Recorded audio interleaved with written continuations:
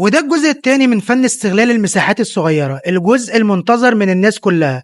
كل الناس عمالة تقول لي نزل الجزء التاني بسرعة. الجزء الأولاني صراحة كان روعة، فيديو من أفضل الفيديوهات على القناة، ممكن يكون طفرة في عالم استغلال المساحات، واحتمال يدخل موسوعة جينيس للأرقام القياسية، لأن هم استغلوا كل المساحات اللي في البيت بمعنى الكلمة زي ما هتشوفوا معانا.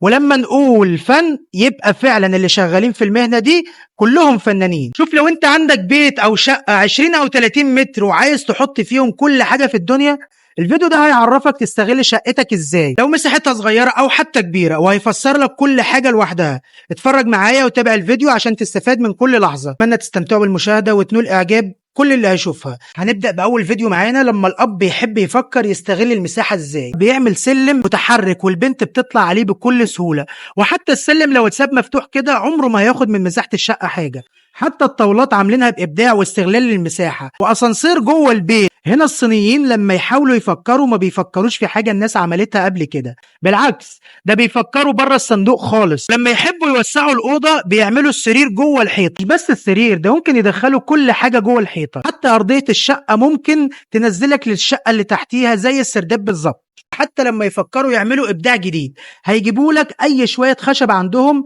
يعملوا منهم إبداع زي ما أنت شايف في الفيديو كده بالظبط. بيعملوا حاجة زي الدولاب، ولو قفلتها بتتحول لطاولة، ومفيش حاجة منها بتتحرك ولا حاجة ينفع تقع على حاجة تانية. عاملينها بالملي، وده عشان يناسب المساحات الصغيرة. على طول بيفكروا بره الصندوق. أتمنى تكونوا استمتعتم بالمشاهدة، وأشوفكم على خير في فيديو قادم إن شاء الله. لايك وشير عشان تشوفني كتير، وسلام.